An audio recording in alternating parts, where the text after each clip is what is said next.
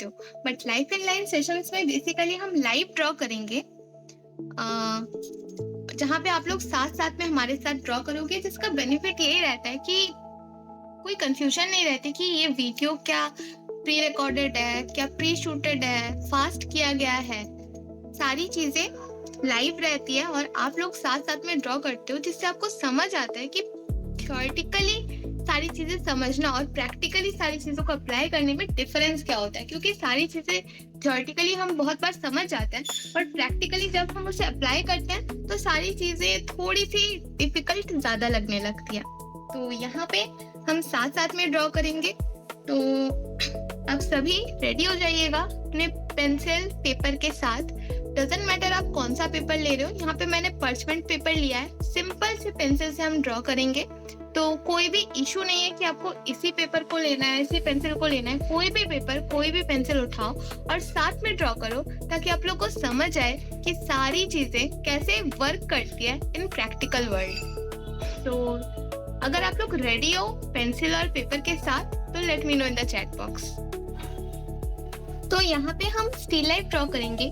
आगे आने वाले सेशंस में हम और भी नए नए टॉपिक्स को स्टार्ट करेंगे, बट फिलहाल हम इस सेशन में स्टिल लाइफ ड्रॉ करेंगे, लाइव ड्रॉ करेंगे। और ये सारे जो रेफरेंसेस हैं ये हम व्हाट्सएप कम्युनिटी में शेयर कर देंगे, तो टेंशन की कोई भी बात नहीं है। तो शुरू करते हैं। यहाँ पे हम एक के बाद एक सारे स्टिल लाइफ्स को ड्रॉ करते जाएंगे। तो मेक श्योर कि आप सभी हमारे साथ ड्रॉ करें, ताकि आप लोग को समझ आए कैसे सारी चीजें वर्क करती है। तो सबसे पहले स्टिल लाइफ को ड्रॉ करते हैं। ये वार्म अप सेशन है, तो सबसे पहले जो हम 2-3 स्केचेस करेंगे, इनको हमें वार्म अप एक्सरसाइजेस जैसे ही लेने हैं। इसमें हमें ज्यादा टेंशन नहीं लेना, बहुत ज्यादा फंडामेंटल्स, रूल्स, रेगुलेशंस, टेक्निक्स के बारे में नहीं सोचना। हम बहुत ही इजी वे में अपने हैंड को घुमाते हुए ड्रॉ करेंगे। यहाँ पे हम अपने पेंसिल को ओवर एंड ग्रिप में पकड़ेंगे। ओवर एंड ग्रिप में पकड़ने से सारी चीजें बहुत ज्यादा फ्लो में हम ड्रॉ कर पाते हैं। यहाँ पे हमारी पूरी हाथ हिल रही होती है। अगर हम ऐसे ट्राइपॉड ग्रिप में पकड़ते हैं पेंसिल को, तो सिर्फ हमारा रिस्ट मूव हो रहा होता है। तो ये बहुत ज्यादा जरूरी है कि आप इसे ओवरहैंड ग्रिप में पकड़ते हुए ही ड्रॉ करो।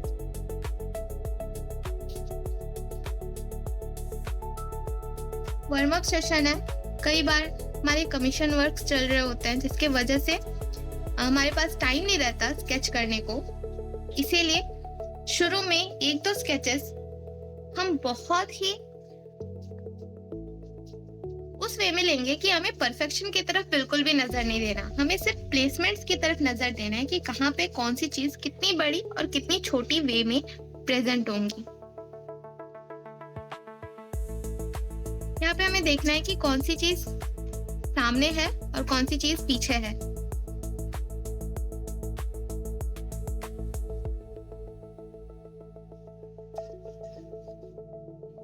जब आप ये देखते हो कि कौन सी चीज कहाँ है, तो इसको कहते हैं प्लेसमेंट। और किसी भी ड्राइंग को करने से पहले सबसे पहले प्लेसमेंट करना बहुत ज्यादा जरूरी है।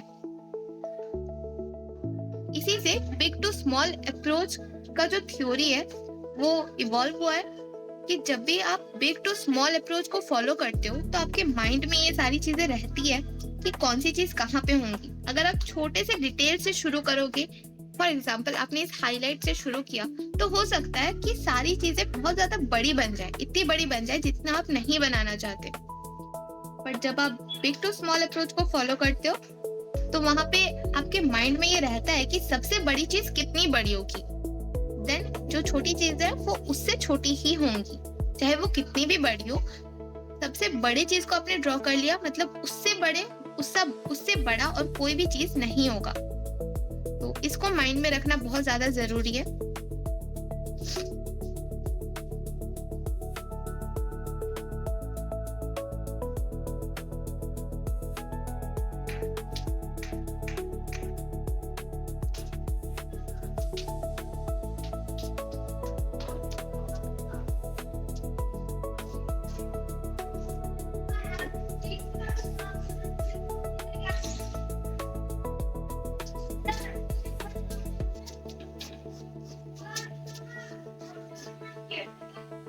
यहाँ पे हम सारी चीजों को स्ट्रेट लाइंस में ड्रॉ कर रहे हैं, क्योंकि कर्व लाइंस को ड्रॉ करने से ज्यादा इजी होता है स्ट्रेट लाइंस को ड्रॉ करना।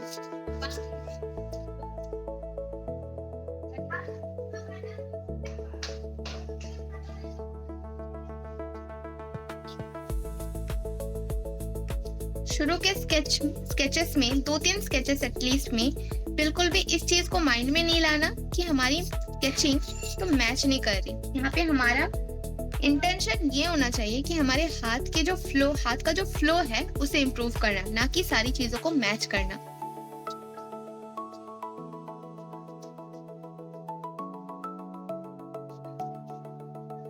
यहाँ पे ये ऑरेंज हो, एप्पल हो, कुछ भी फ्रूट हो, आपको इसको एज एन एप्पल या फिर एज एन ऑरेंज नहीं देखना है, आपको इसको जस्ट एज अ शेप देखना है कि एक शेप है।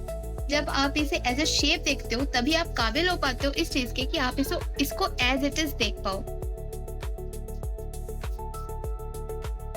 वरना जिस भी चीज को आप सोच कर देखोगे उससे रिलेटेड जो भी हमारे सबकॉन्शियस माइंड में इमेजेस बनी होती है, उनसे फिल्टर होते हुए ही हमारी नजर उस चीज तक जाती है जो हमें रोकती है उसे एज इट इज देखने में। इसलिए बहुत ज्यादा जरूरी है कि आप सारी चीजों को एज इट इज देखो, जिसके लिए आपको उसे एज अ शेप देखना, एज अ सिंपल शेप हो सकता है। उस शेप का आपको नाम नहीं पता, बट एज अ शेप देखना बहुत ज्यादा जरूरी है, तभी आप उसे एज इट इज देख पाओगे।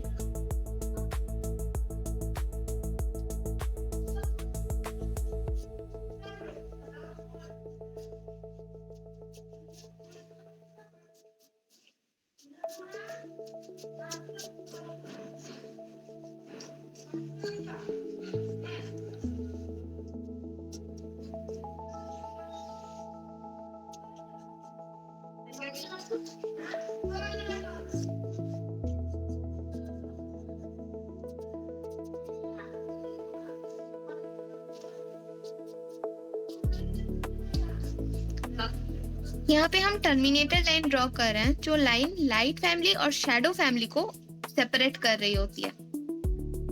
तो जब भी आप वैल्यू स्टडी करो, इस लाइन को ड्रॉ करना बहुत ज्यादा जरूरी है, ताकि आपके माइंड में अगेन ये रहे कि सबसे डार्केस्ट पार्ट कौन सा है, इससे डार्क और नहीं होगा, इसके बाद जो भी होगा इससे एटलीस्ट लाइट ही होगा।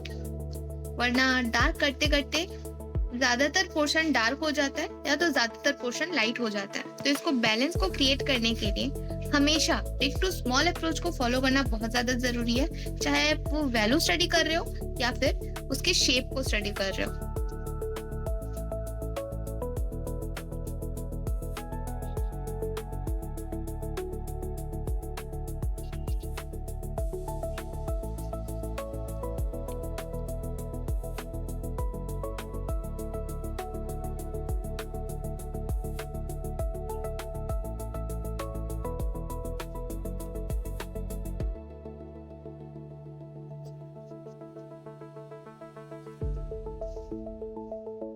इन स्टडीज के लिए न्यूज प्रिंट पेपर बहुत ही अच्छा पेपर होता है, क्योंकि वो बहुत ही पतला पेपर होता है और बहुत ही चीप पेपर होता है। आप बहुत ज्यादा उसे खरीद सकते हो और बहुत ज्यादा प्रैक्टिस कर सकते हो।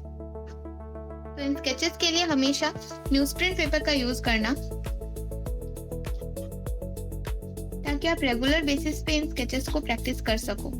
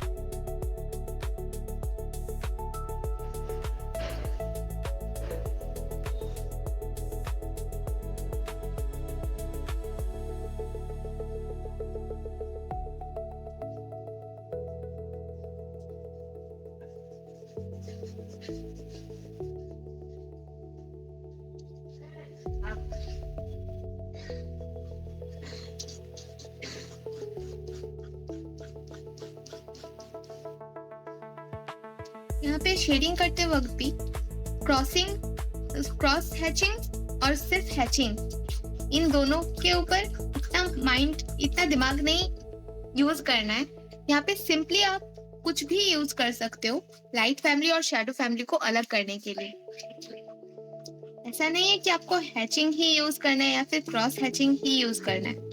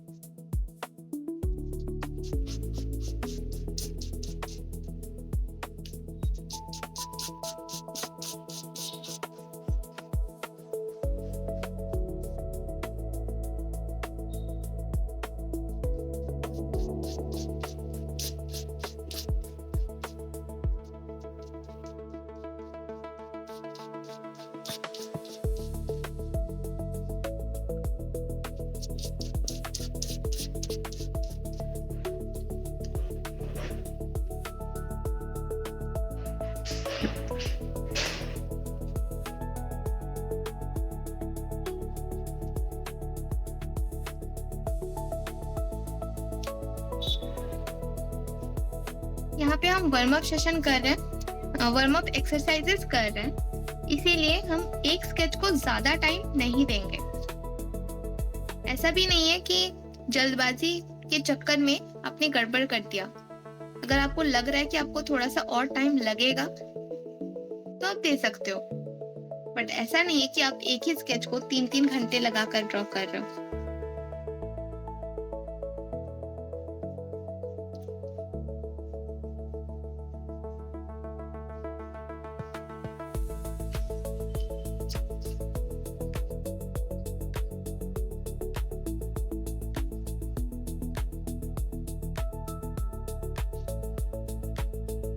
इसकी लाइट सोर्स कौन से तरफ से आ रही है, इसको नोट करते हुए हमें सिंपली इसके शैडोज को क्रिएट करनी है।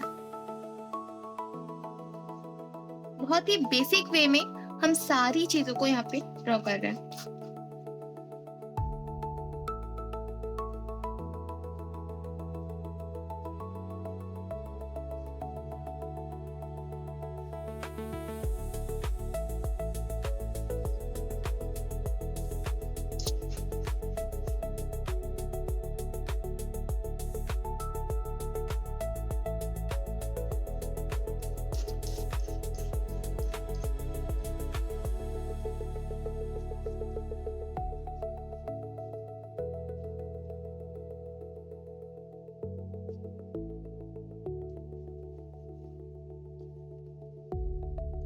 इससे ज्यादा हम एक स्केच पे वर्क नहीं करेंगे क्योंकि ये वार्म अप सेशन है, वार्म अप एक्सरसाइजेस हम कर रहे हैं। जब भी हम किसी भी चीज को करने से पहले एक्सरसाइजेस करते हैं तो उसे वार्म अप एक्सरसाइजेस कहा जाता है।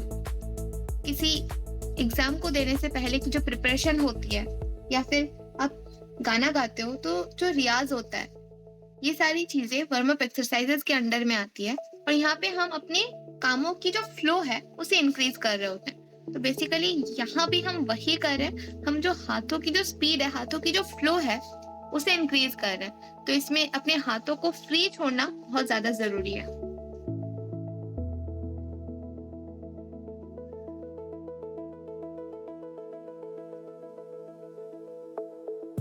यहाँ पे स्ट्रोक्स परफेक्ट नहीं आए, स्ट्रोक्स वैसे नहीं है जैसे रेफरेंस में दिख रहे हैं, इन चीजों पे दिमाग नहीं चलाना है। यहाँ पे हमें सिंपली जो हम ड्रॉ कर रहे हैं उसके एसेंस को ग्रैब करने की कोशिश करना है।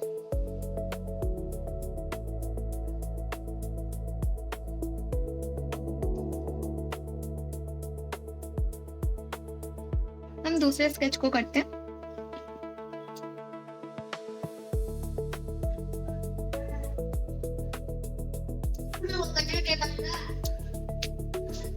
तो यहाँ पे जरूरी नहीं है कि आप जो भी ड्रॉ करो सारी चीजों की, सारी स्टिल लाइफ्स की जो साइज है वो सेम हो सकता है मैंने एक को बड़ा करके ड्रॉ किया तो दूसरा को मैं छोटा करके ड्रॉ करूंगी। वो मेरे ऊपर डिपेंड करता है कि कौन सी चीज को मैं किस वे में यहाँ पे प्रेजेंट करना चाहती हूँ, क्योंकि यहाँ पे हम बेसिकली वार्म अप एक्सरसाइज कर रहे हैं।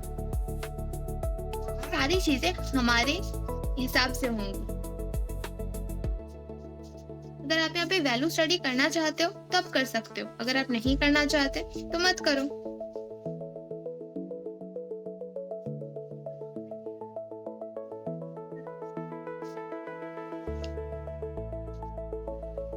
जैसे जैसे आप स्केचेस करते रहते हो, एक स्केच हमने कर लिया, दूसरे स्केच पे हमने शिफ्ट किया, जब हम तीसरे स्केच पे शिफ्ट करेंगे तो अगर आप लोग साथ साथ में ड्रॉ कर रहे हो तो आप लोग फील करोगे कि आपके हाथों की जो स्पीड है, साथ में आपके हाथों की जो फ्लो है वो धीरे धीरे इंक्रीज हो रही है। क्योंकि आप अगर रेगुलर बेसिस पे ड्रॉ करते हो तो आपके हाथों में फ्लो है, बस स्केचिंग ना करने के वजह से वो थोड़ी सी धीरे डेवलप होती है।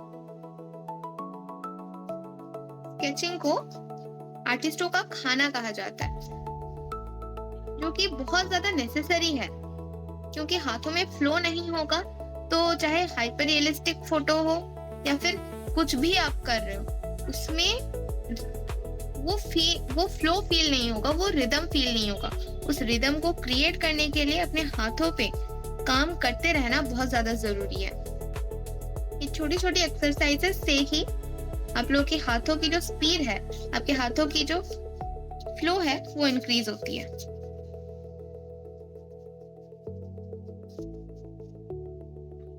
यहाँ पे हम ये स्टडी कर रहे हैं कि कहाँ पे थोड़ा ज्यादा डार्क है, कहाँ पे थोड़ा कम डार्क है। तो यहाँ पे ऑफ कोर्स आपका इंटेंशन मैटर करता है कि आप एक स्केच कर रहे हो तो उसको किस इंटेंशन से कर रहे हो।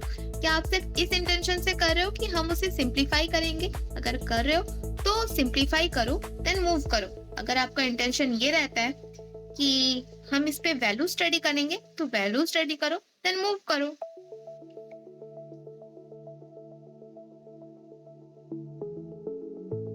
ये जो एसेंस है कि एक फ्रूट सीधा है, एक फ्रूट टेढ़ा है, ये फील बस आपको कैप्चर करना है। आपको कॉपी एंड पेस्ट नहीं करना है।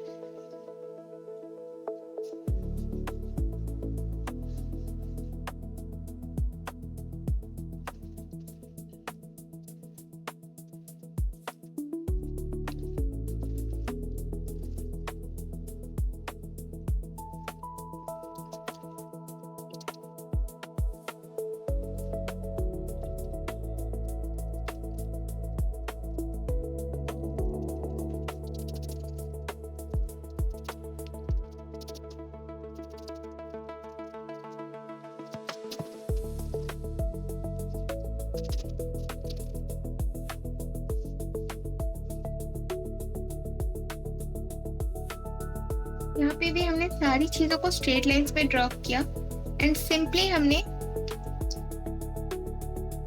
इसके वैल्यूज को स्टडी किया।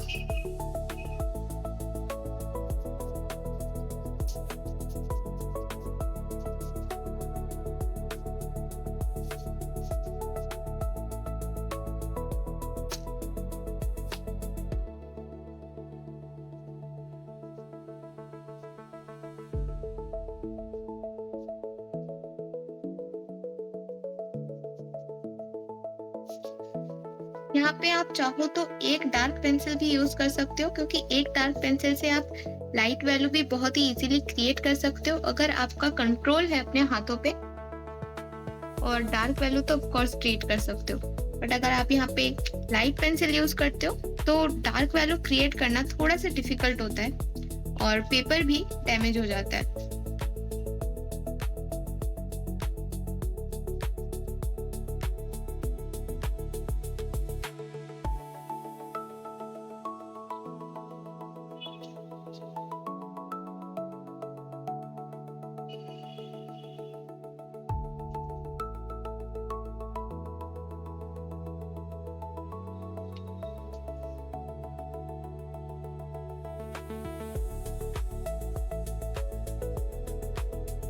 ऐसा नहीं है कि आपको एक स्केचिंग को 5 मिनट या फिर 7 मिनट ही गिनकर देना है। अगर आपको 10 मिनट, 15 मिनट, 20 मिनट भी लग रहे हैं, देन इट्स ऑलराइट। बट इससे ज़्यादा अगर आप एक स्केचिंग को टाइम दे रहे हो, तो आपको ये देखना है कि क्या आप सच में उसे as a warm up exercise कर रहे हो या फिर आप डिटेल्स पे घुस रहे हो।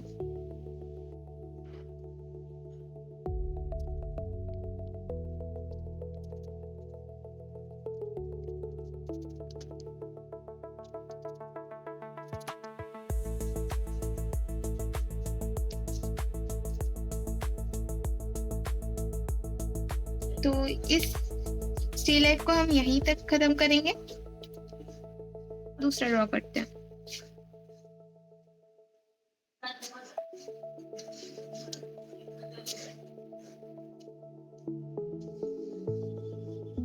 यहाँ पे मैंने बोला था डजंट मैटर आप कौन सा पेंसिल यूज कर रहे हो, कौन सा पेपर यूज कर रहे हो, आपको सिर्फ अपने हाथों की जो फ्लो है उसे इम्प्रूव करनी है। आप यहाँ पे जेरोक्स पेपर भी ले सकते हो, पुराने कॉपी का कवर भी ले सकते हो। आपको सिर्फ एक सरफेस चाहिए जिस पे आप ड्रॉ कर सको, चाहे वो हाथ ही क्यों ना हो।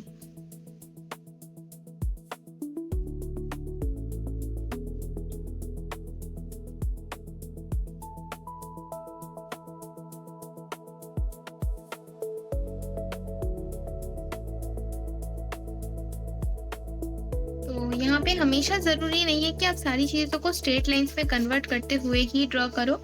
जैसे इसमें मैंने किसी भी चीज को स्ट्रेट लाइंस में कन्वर्ट नहीं किया, तो वो आपका धीरे धीरे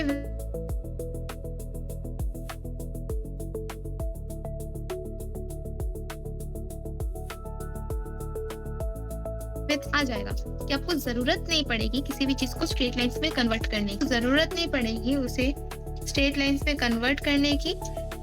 तब आप इजीली उसे उसके शेप से ही ड्रॉ कर सकते हो।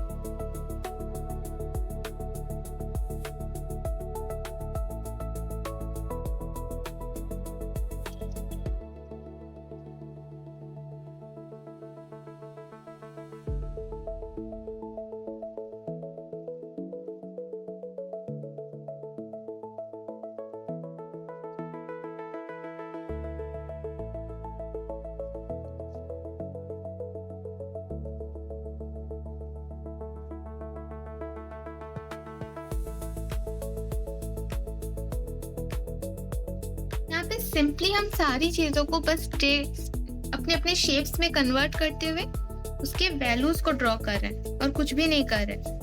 तो इस चीज को अगर आप डेली बेसिस पे 15 मिनट, 20 मिनट, आधा घंटा करके भी करते हो, तो आपके हाथों की जो फ्लो है वो बहुत ज्यादा इम्प्रूव होती है। यहाँ पे आपको एक एक लाइन करके नहीं खींचना, आपको फ्लो में ही सारी चीजों को खींचना है ताकि आपके ड्राइंग में वो फ्लो फील हो सके।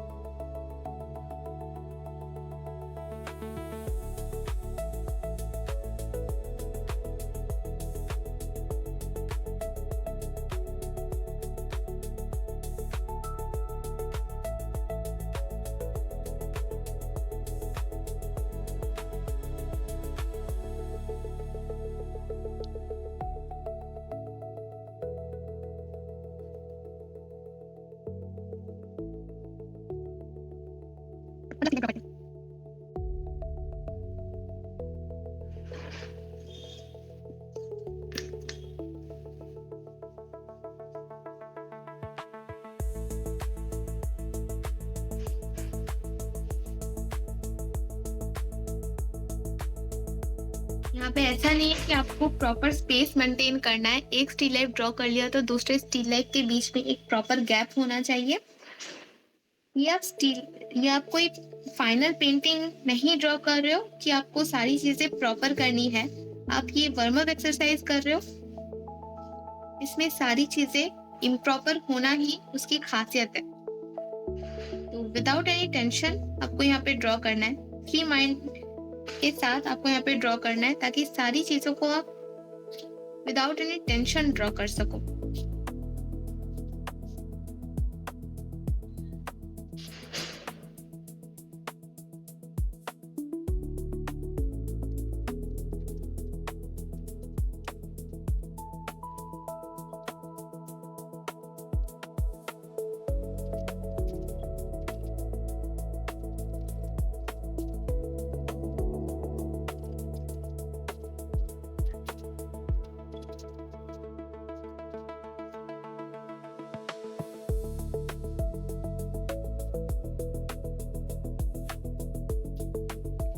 यहाँ पे कौन सी चीज को कितनी ओवरलैप कर रही है, इसको सिर्फ हमें सिंपली देखना है एंड देन ड्रॉ करना है।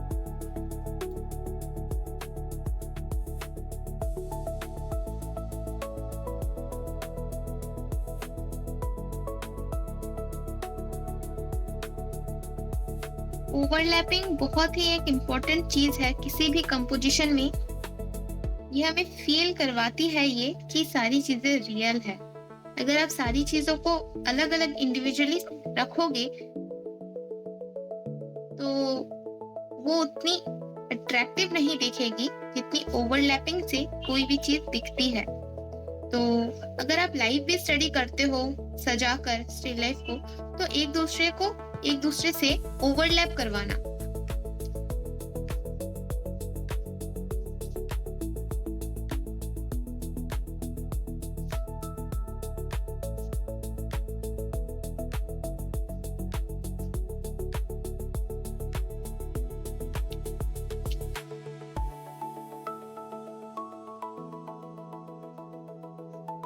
यहाँ पे भी हमने सिंपली सारी चीजों के शेप्स को पकड़ा एंड देन हमने उसके वैल्यूज को स्टडी किया।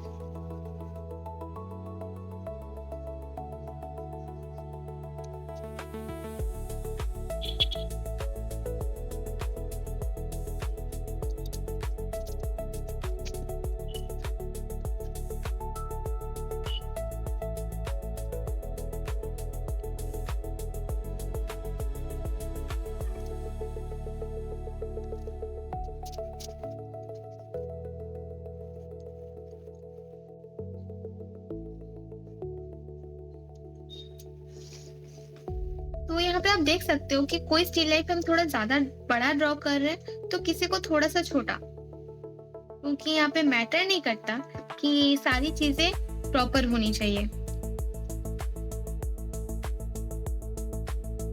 यहाँ पे आपको क्वालिटी पे भी थोड़ा सा ध्यान देना है कि आप किस चीज को ड्रॉ कर रहे हो। यहाँ पे हम ड्रेपरी ड्रॉ करते हैं तो उसकी सॉफ्टनेस अलग होती है। अगर हम यहाँ पे फ्रूट ड्रॉ करते हैं तो उसकी सॉफ्टनेस अलग होती है। हम कोई मैनमेड थिंग ड्रॉ करते हैं तो उसकी जो हार्डनेस है उसमें फील होनी चाहिए। हम कोई नेचुरल थिंग ड्रॉ करते हैं जैसे फ्लावर हो गया, तो उसकी जो सॉफ्टनेस है उसे आपको क्रिएट करने की कोशिश करनी है।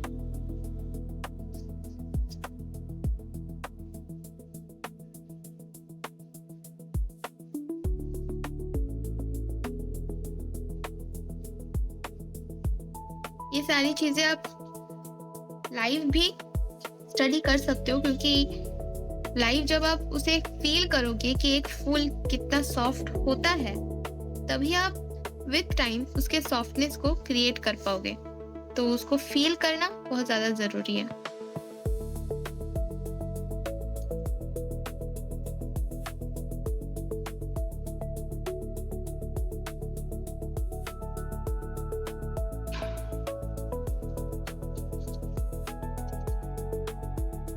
किसी भी स्टिल लाइफ को आप ड्रॉ कर रहे हो तो हो सकता है आप कोई चीज उसमें ड्रॉ ना करो। यहाँ पे सारी चीजें बिल्कुल ही आपके हिसाब से चलती है। अगर आपने किसी भी एक चीज को यहाँ पे ड्रॉ नहीं किया तो वो बिल्कुल ही आपकी पर्सनल चॉइस है।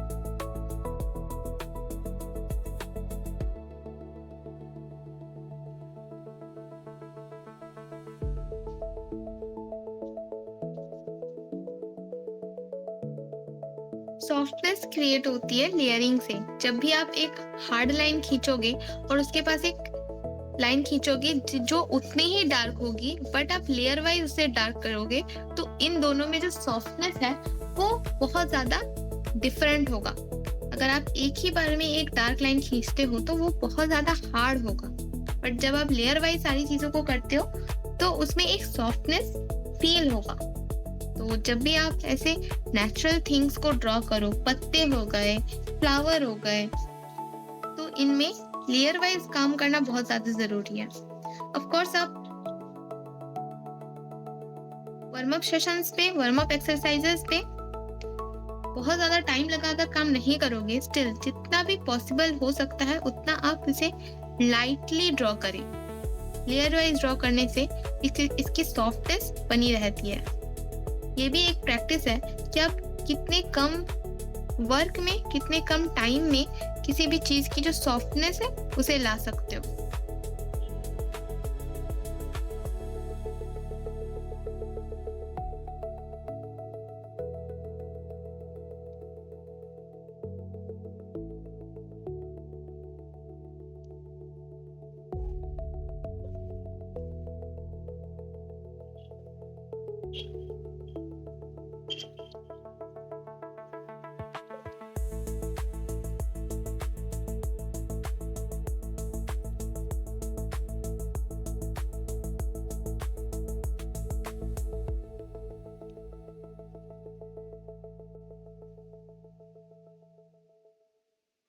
जो चीज़ जितनी सॉफ्ट है या फिर जो चीज़ जितनी हार्ड है, उसकी शैडोज़ भी उसी वे में क्रिएट होती है। और शैडोज़ कैसी क्रिएट होगी, इसके ऊपर सबसे बड़ा रोल तो लाइट का रहता है।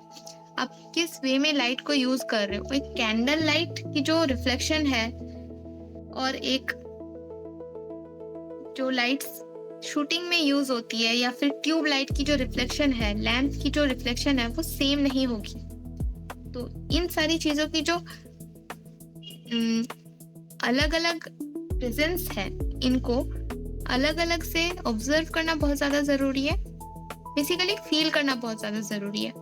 जब भी आप एक कैंडल लाइट के अंडर में किसी भी चीज़ को ड्रॉ करते हो, तो उसकी जो शैडोज़ होती है, वो बहुत ज़्यादा सॉफ्ट होती है।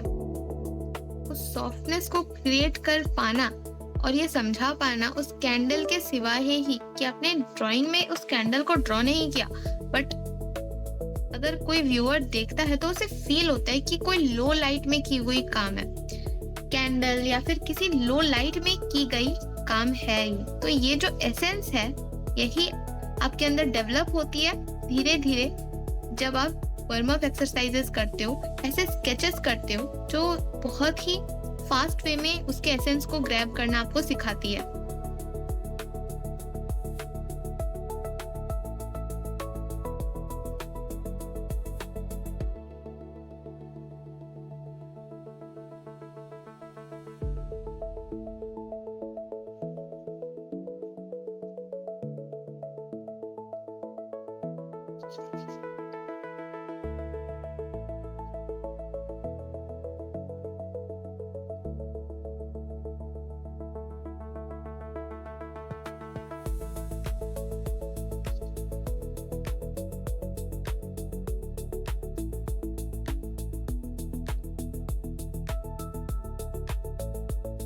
पीछे के जो बर्ड्स हैं, उनको आप ड्रॉ कर भी सकते हो, आप ड्रॉ नहीं भी कर सकते हो। यहाँ पे सारी चॉइस आपकी है।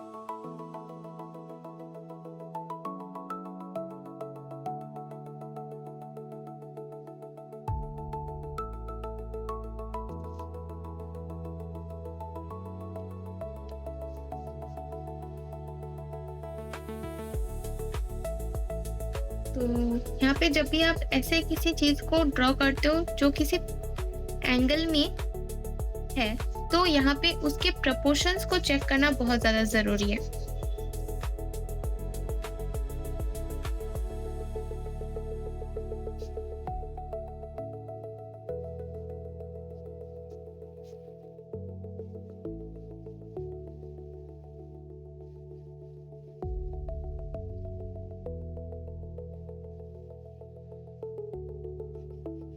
यहाँ पे ऑफ कोर्स आप इसे स्ट्रेट लाइंस पे कन्वर्ट करके ड्रॉ कर सकते हो, बट विथ टाइम आपको फ्लो और भी ज्यादा इंक्रीज करने के लिए उसके शेप को डायरेक्टली पकड़ना बहुत ज्यादा जरूरी है। विथ मिनिमम लाइंस, जितना कम लाइंस आप यूज कर सकते हो उतना ही आपके लिए बेटर है।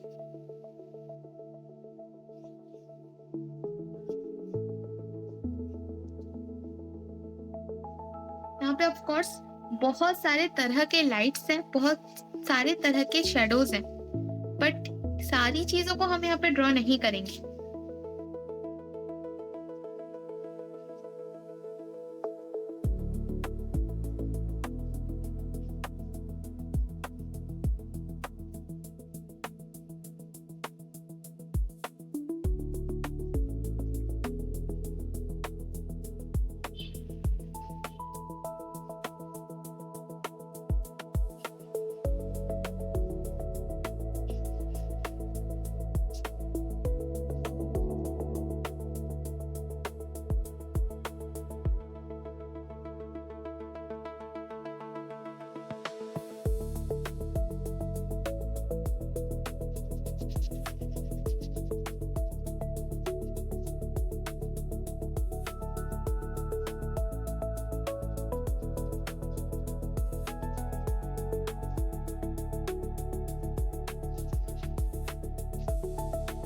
तो यहाँ पे जब भी आप ग्रेप्स को ड्रॉ करो तो इसके शेप को पहले ड्रॉ कर लेना।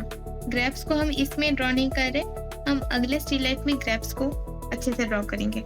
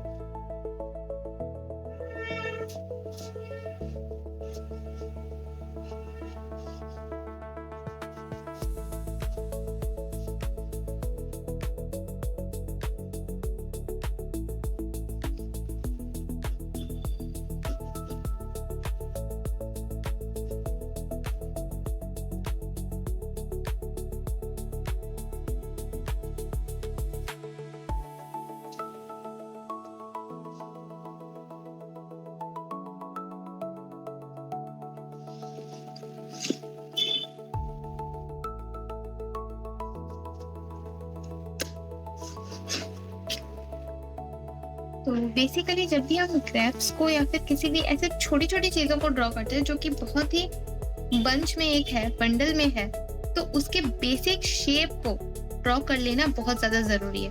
इससे आपको पता चले कि कौन सी चीज कहाँ पे किस वे में होनी चाहिए।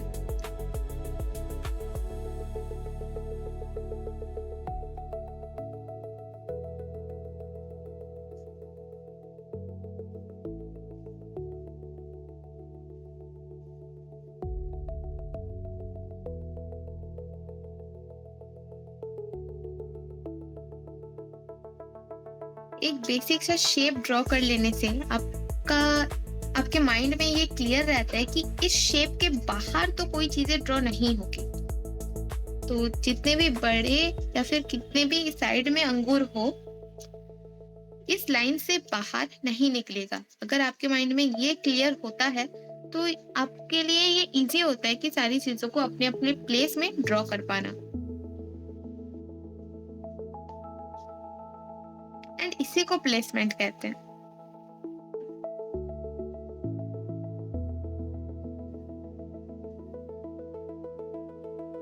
इतने सारी चीजें बंच में रहने से ऑफ कोर्स आप गिन गिन कर तो ड्रॉ नहीं करोगे।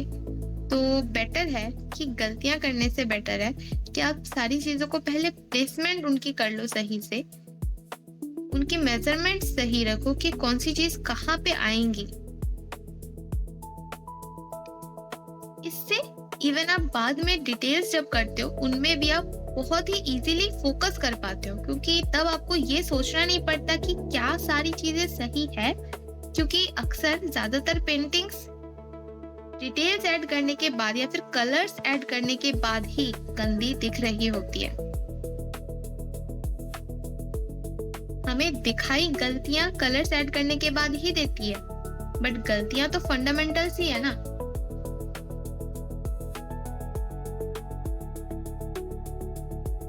प्लेसमेंट हो जाए उसके बाद आप ये एडजस्ट कर सकते हो कि कौन सी चीज पे कितनी ओवरलैप कर रही है।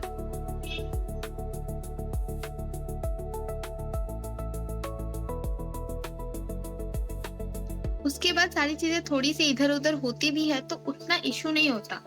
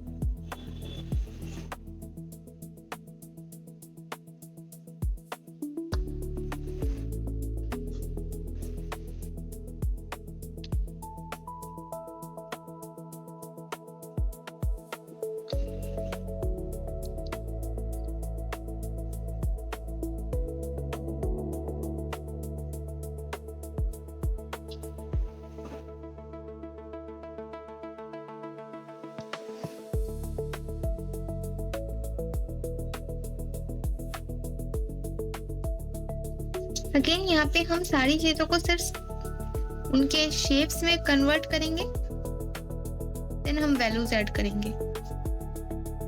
अगर आप क्विकली इसके स्ट्रक्चर को जज करना चाहते हैं तो आप छोटे छोटे से स्केचेस भी बहुत सारे कर सकते हैं, बट शुरू में कुछ स्केचेस बहुत बड़े बड़े करने जरूरी है ताकि आपका हाथ जो है वो फ्रीली मूव कर सके।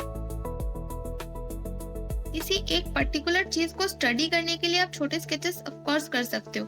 जैसे आप वैल्यूज के ऊपर फोकस करना चाहते हो तो आप छोटी छोटी स्केचेस करके उसके वैल्यूज को देख कर कि कहाँ पे टर्मिनेटर लाइन आनी चाहिए वहां पे आप उसे ड्रॉ कर सकते हो। बट जब आप ऐसे ऐसे वार्म अप स्केच कर रहे हो, वार्म अप एक्सरसाइज ले रहे हो, तो बहुत ज्यादा जरूरी है कि शुरू में कुछ स्केचेस को एटलीस्ट बड़े साइज में ड्रॉ करना ताकि आपके हाथ में वो फ्रीनेस आ सके।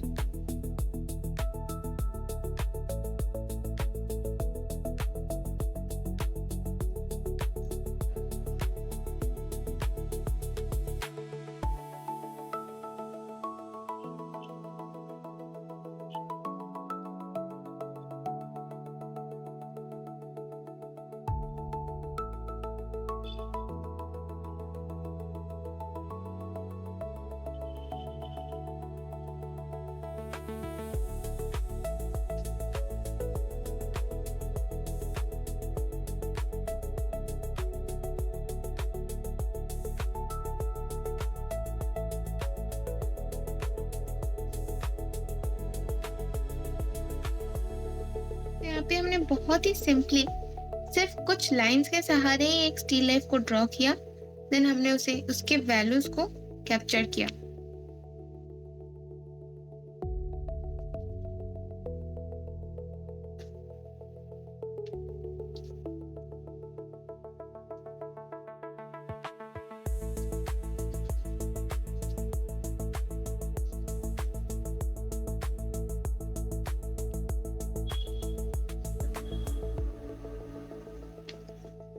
यहाँ पे हमें सिर्फ बेसिकली इस फील को लाना होता है कि कौन सी चीज कहाँ पे किस वे में है।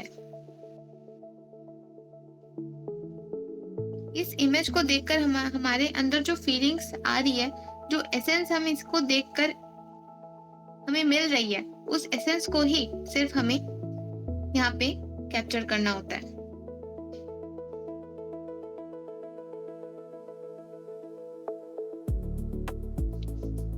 तो ये हमारी लास्ट स्टिल लाइफ है। आप लोगों ने अगर साथ साथ में ड्रॉ किया तो उसे व्हाट्सएप कमेंट में जरूर शेयर करना।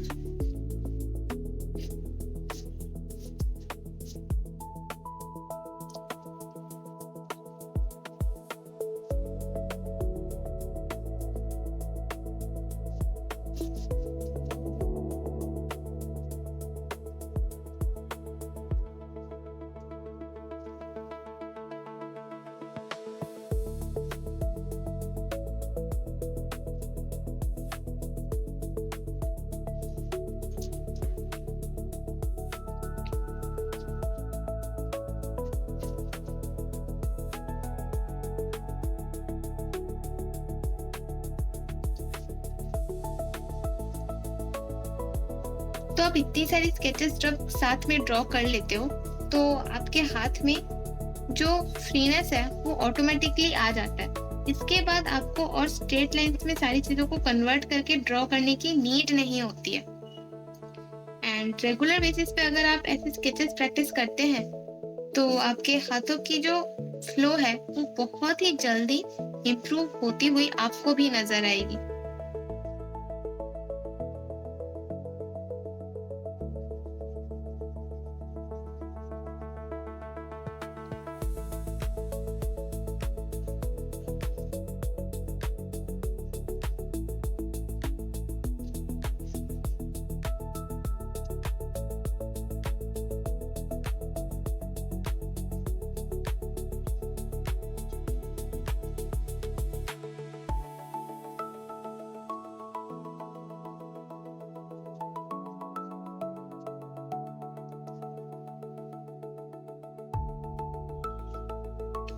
तो यहाँ पे जो कैप्सिकम है, इसके भी हमें जस्ट शेप को ऑब्जर्व करना है, देन हमें इसे ड्रॉ करना है।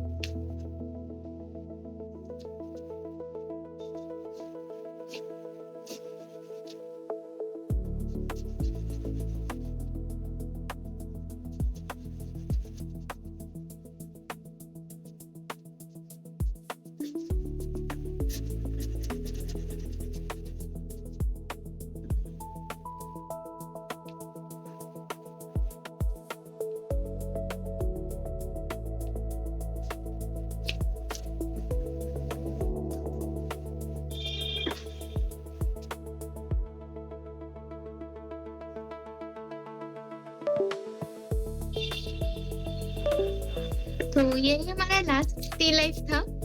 आज का सेशन यहीं तक था। आगे ऐसे और भी सेशंस आने वाले हैं, तो बी कनेक्टेड। और अगर आप अपने स्केचेस को सोशल मीडिया पे शेयर करते, तो हम व्हाट्सएप कम्युनिटी पे एक हैशटैग शेयर करेंगे, उस हैशटैग का यूज जरूर करना।